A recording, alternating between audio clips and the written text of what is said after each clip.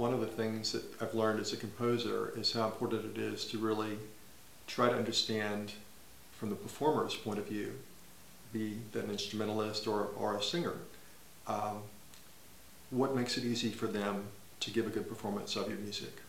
It's quite a wonderful feeling to see your work realized. One of the very positive things about music is that it is a collaborative art. You don't, unless you're writing computer music and you're generating everything yourself, which is also fun, and I do that too. But in most cases, you are dependent upon other people to realize what you have written.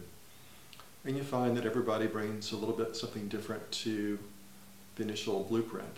And that's okay, because sometimes they find things maybe you didn't realize would be there. Performers with a different perspective, they haven't been working on this music forever, they come at it and they look at it fresh.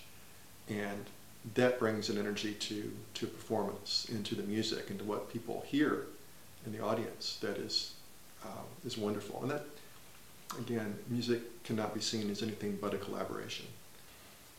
I really learned early on how to kind of support a choir and be very aware of the relationship between the choir and the accompanist. And I think that served me really, really well. When you've gone through music as a child and you've played in orchestras and sung in choirs and all of that, there's a richness to that experience, and it's not always, of course, a great musical experience, but sometimes a great life experiences. If you're writing music just for yourself, that's cool, and I do that too. But if you're writing for a performance, specific performance, you're writing for a specific audience, you need to know how they're going to hear it, because music is always heard in context. You know, it's not a blank slate. We hear music, we hear sounds, we immediately relate to our previous experiences, music we've heard before, other parts of the concert that evening, you know, things that are to a certain extent outside of the control of the composer, but you need to think about those things. And I think most modern composers, contemporary composers, have to kind of find that place where they're comfortable. You can write music that's very satisfying intellectually to you, perhaps, but it may never be performed, or at least not performed well or performed often. Or you can go to the other extreme and just produce stuff that isn't challenging and is sort of boring to you and may or may not be satisfying to the audience and to the performers. I try to write music that is going to be intellectually interesting, but it's also going to be emotionally compelling.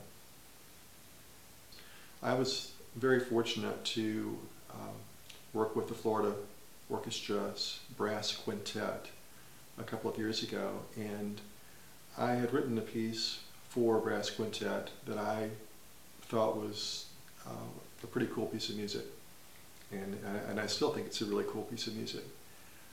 And it had a lot of challenging elements to it. It had a lot of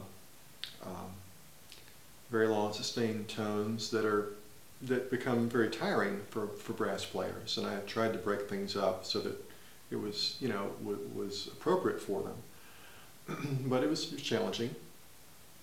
And then part of the piece had very, very quick sort of hocketing moments. Hocketing is an old term from early music where the melody is broken up and different people sing parts of it.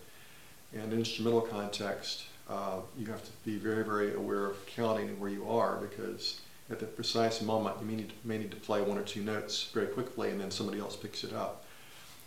That's very challenging. And the rhythms were challenging. They were not standard 4/4 or 3/4 rhythms. And I had written this piece of music and it sounded good. It sounded great on the computer. Well, what sounds great on the computer may or may not sound good, you know, in performance. When I gave them the score, I realized, or they realized, they told me very quickly that it was very difficult to follow the music because of the quick changes in time. And I realized what I could do, and they made the suggestions and I followed it, and then we worked together. Well, they suggested making things very regular in terms of time and then breaking only when it was necessary. The effect was the same from the sound. It sounded the same. it was much easier for them to play, much easier for them to follow. They were a lot happier with the piece. They were able to play it completely accurately. So that was a learning experience for me. I'm always very grateful for the audience. My goal is to not only write music, but to have people appreciate my music.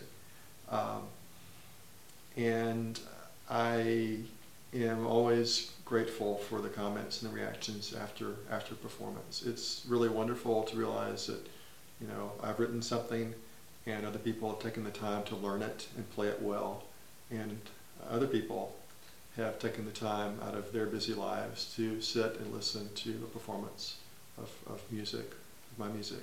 I'm very, very, very grateful, and I hope that, you know, I will always be writing something that people are going to be wanting to listen to and appreciating, because without the performer and without the audience, the music doesn't exist. One of the things you'll notice as you look at the music on the side is that there's video attached to all the musical clips. And we've done that because we want to suggest a sense of story.